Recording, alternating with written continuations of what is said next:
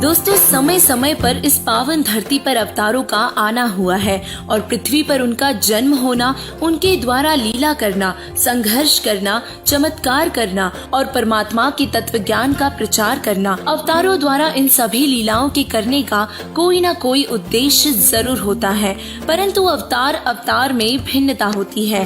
3 लोक के भगवान जब अवतार धारण करके पृथ्वी लोक पर आते हैं तो उनका उद्देश्य केवल अधर्मियों का नाश करके विश्व में शांति स्थापना करना होता है। लेकिन पूर्ण परमात्मा के अवतार जब पृथ्वी पर आते हैं तो उनकी परम शक्ति के साथ साथ उनके उद्देश्य भी बड़े होते हैं। आज से करीब 600 वर्ष पूर्व पूर्ण परमात्मा कबीर साहिब जी स्वयं इस पृथ्वी पर विशेष उद्देश्य से आए थे। अपने उद्देश्य की शुरुआत की और 120 वर्ष इस पृथ्वी पर रहे और सन 1518 में अपने अमर लोक सतलोक चले गए और उसी उद्देश्य को पूरा करने के लिए वर्तमान में कबीर साहिब जी संत रामपाल जी महाराज जी के रूप में अवतार धारण करके आए हैं। जगत गुरु तत्वदर्शी संत रामपाल जी महाराज जी वही अवतार हैं जिनके विषय में परमेश्वर कबीर साहिब जी ने 600 वर्ष पहले ही अपनी अमृत वाणी में बता दिया था।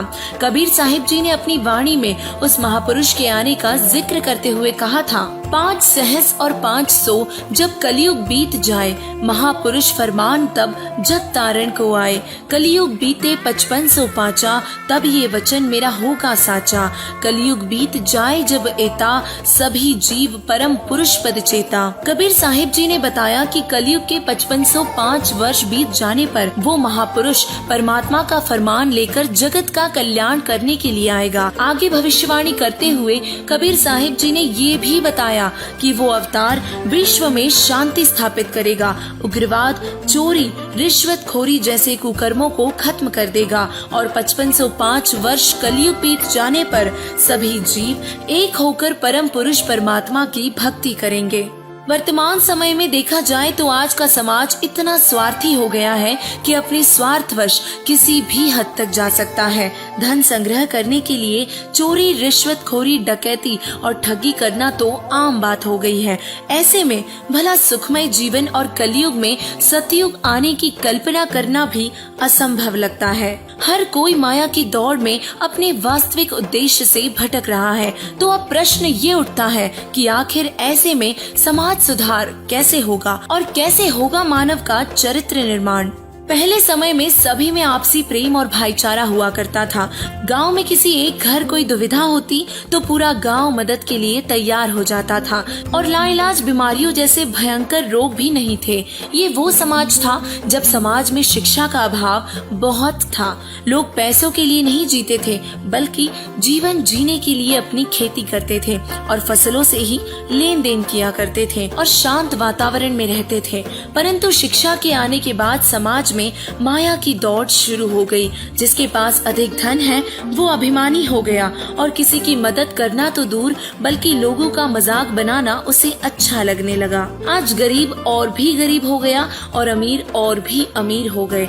लोगों में प्यार रहा ही नहीं और सब स्वार्थी हो गए। और ये तो सभी जानते हैं कि जब जब अधर्म बढ़ता है तो अवतारों का पृथ्वी पर आना होता है और ऐसे अधर्मी लोगों को सुधारने के लिए पूर्ण परमात्मा कबीर साहिब जी संत रामपाल जी महाराज जी के रूप में अवतार धारण करके इस पृथ्वी लोक पर अवतरित हुए हैं। आज से सैकड़ों वर्षों पूर्व महान भविष्यवक्ताओं ने ऐसे समय की भविष्यवाणी की है जब हर तरफ सुख, शांति और राग द्वेष रहित परमार्थी समाज होगा। और इस भविष्यवाणी के अनुसार ऐसा समय आने वाला है जब चारों तरफ हो सुकून का पहरा, ना कोई राग द्वेष हो, भारत बनेगा विश्व विजेता और सोने की चिड़िया हो।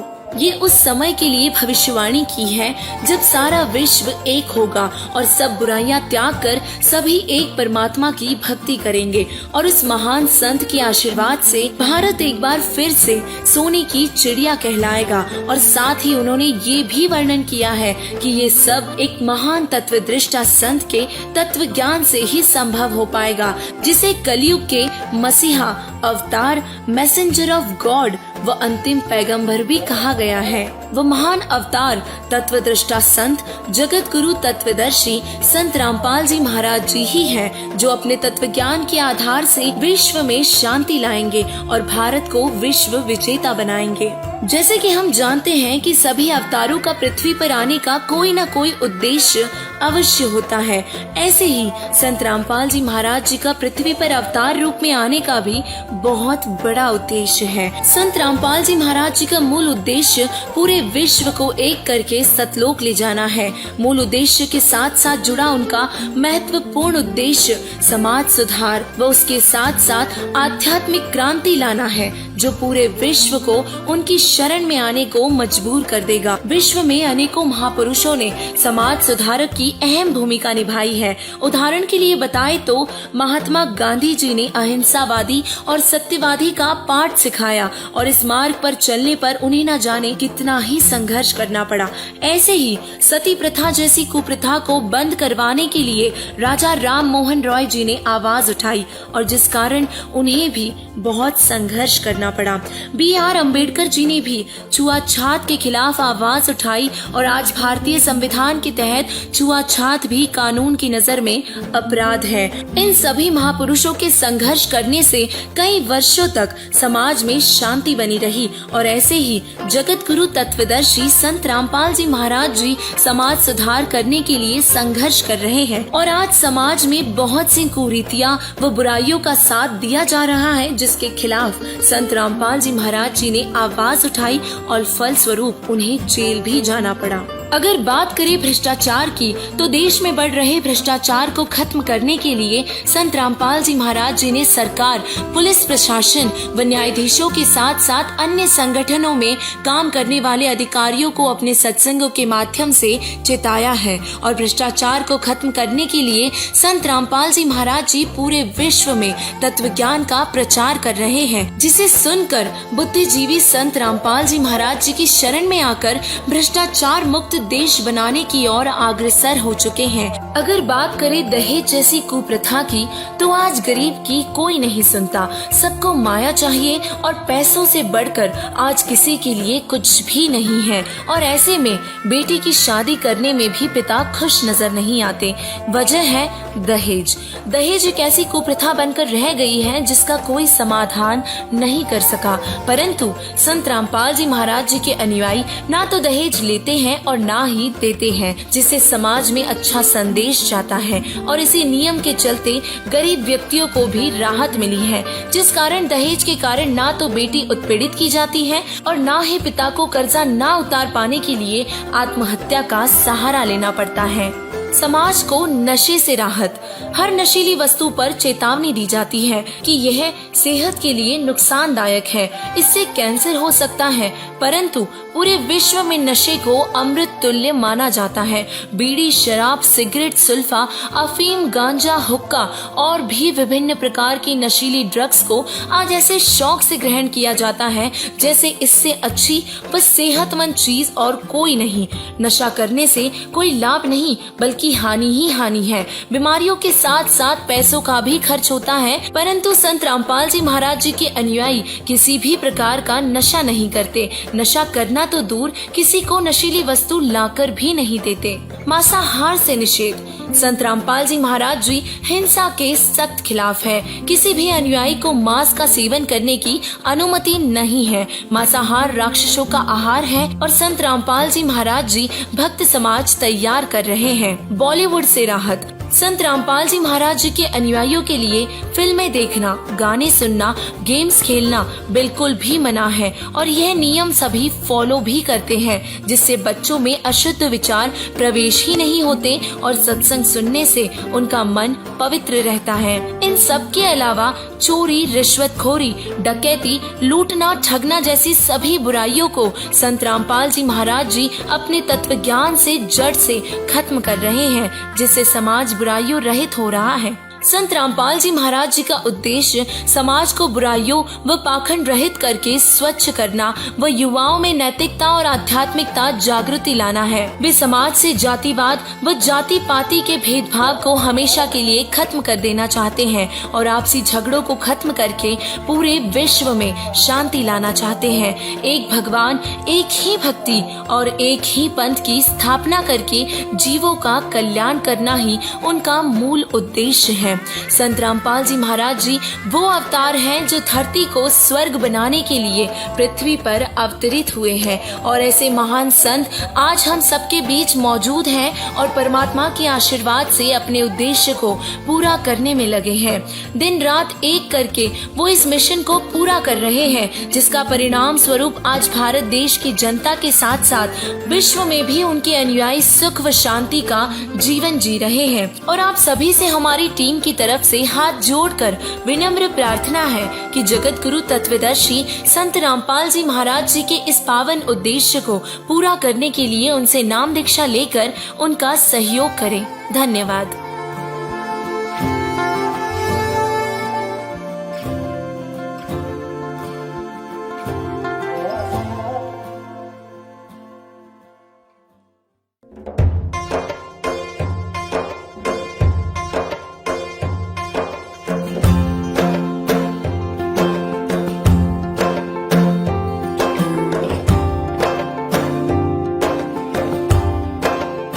दोस्तों, समय समय पर इस पावन धरती पर अवतारों का आना हुआ है और पृथ्वी पर उनका जन्म होना, उनके द्वारा लीला करना, संघर्ष करना, चमत्कार करना और परमात्मा की तत्व ज्ञान का प्रचार करना। अवतारों द्वारा इन सभी लीलाओं के करने का कोई न कोई उद्देश्य जरूर होता है, परंतु अवतार में भिन्नता होती है। 3 लोक के भगवान जब अवतार धारण करके पृथ्वी लोक पर आते हैं तो उनका उद्देश्य केवल अधर्मियों का नाश करके विश्व में शांति स्थापना करना होता है। लेकिन पूर्ण परमात्मा के अवतार जब पृथ्वी पर आते हैं तो उनकी परम शक्ति के साथ साथ उनके उद्देश्य भी बड़े होते हैं। आज से करीब 600 वर्ष पूर्व पूर्ण परमात्मा कबीर साहिब जी स्वयं इस पृथ्वी पर विशेष उद्देश्य से आए थे। अपने उद्देश्य की शुरुआत की और 120 वर्ष इस पृथ्वी पर रहे और सन 1518 में अपने अमर लोक सतलोक चले गए और उसी उद्देश्य को पूरा करने के लिए वर्तमान में कबीर साहिब जी संत रामपाल जी महाराज जी के रूप में अवतार धारण करके आए हैं। जगत गुरु तत्वदर्शी संत रामपाल जी महाराज जी वही अवतार हैं जिनके विषय में परमेश्वर कबीर साहिब जी ने 600 वर्ष पहले ही अपनी अमृत वाणी में बता दिया था। कबीर साहिब जी ने अपनी वाणी में उस महापुरुष के आने का जिक्र करते हुए कहा था, 5 सहस और 500 जब कलयुग बीत जाए, महापुरुष फरमान तब जग तारण को आए। कलयुग बीते 55 पाचा, तब ये वचन मेरा होगा साचा। कलयुग बीत जाए जब एता, सभी जीव परम पुरुष पद चेता। कबीर साहिब जी ने बताया कि कलयुग के 5505 वर्ष बीत जाने पर वो महापुरुष परमात्मा का फरमान लेकर जगत का कल्याण करने के लिए आएगा। आगे भविष्यवाणी करते हुए कबीर साहिब जी ने ये भी बताया कि वो अवतार विश्व में शांति स्थापित करेगा, उग्रवाद, चोरी, रिश्वतखोरी जैसे कुकर्मों को खत्म कर देगा और 5505 वर्ष कलयुग बीत जाने पर सभी जीव एक होकर परम पुरुष परमात्मा की भक्ति करेंगे।